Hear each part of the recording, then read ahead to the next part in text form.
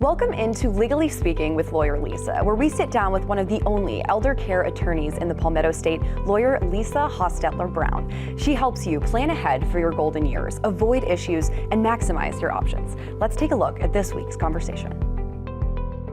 Hi, I'm Lisa Hostetler-Brown, and this is Legally Speaking with LawyerLisa.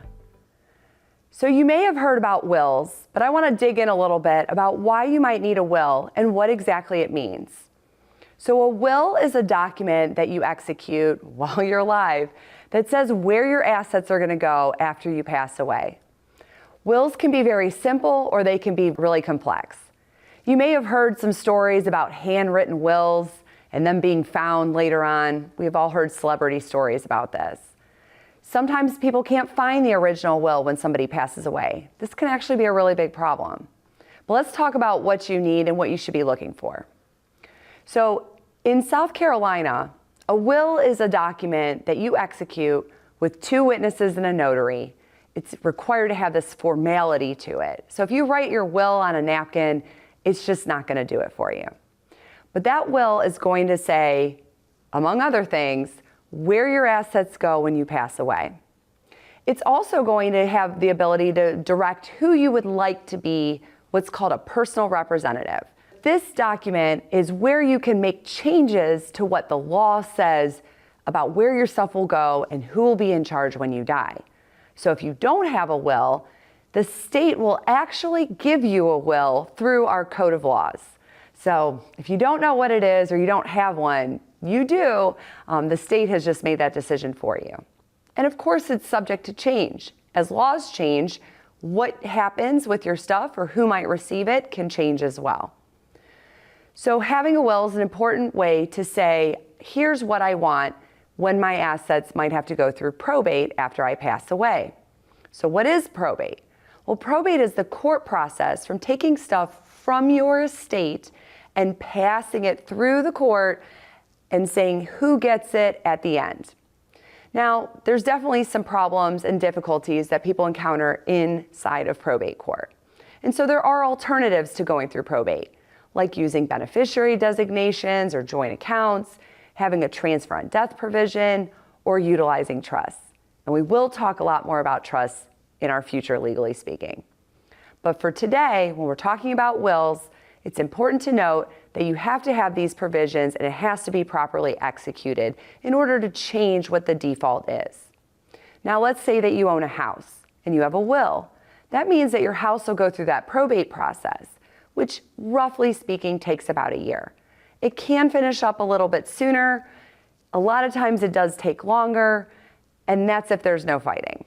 Now, why do people fight when things go through the probate process? Well, it's because your stuff is all in court already.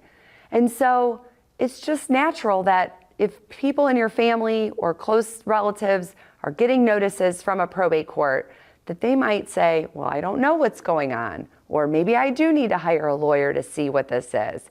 And that's kind of how these things accidentally sometimes snowball into litigated court proceedings. Again, a lot of this can be avoided by utilizing trusts and other ways of transferring assets.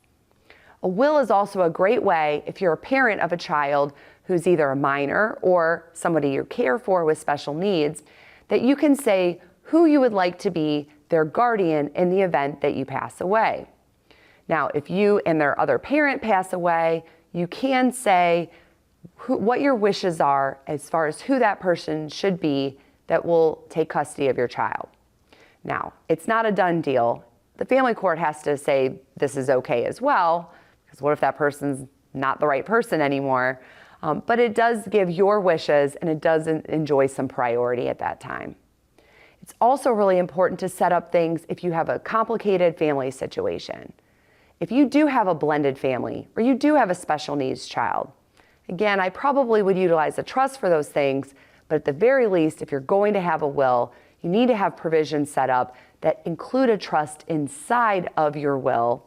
Again, it's going to go through the probate court process, but at least you'll have stuff set up so that your children aren't inadvertently inheriting from you, which is what happens if you don't have a will and your children are your beneficiaries. Very important to consult with an attorney about your particular situation and develop a plan. Remember, it's not about the documents. It's about the plan that you're putting in place and then getting the documents to match with whatever your plan is. So while a will might be part of your plan, or another combination of a trust and some asset beneficiary designations might be your plan, get advice on it. It's well worth it for you to plan in advance and not have this turn into a big old mess for your family once you're gone. I'm Lisa Hostetler-Brown. Thank you for tuning in to Legally Speaking with Lawyer Lisa. We look forward to seeing you next time.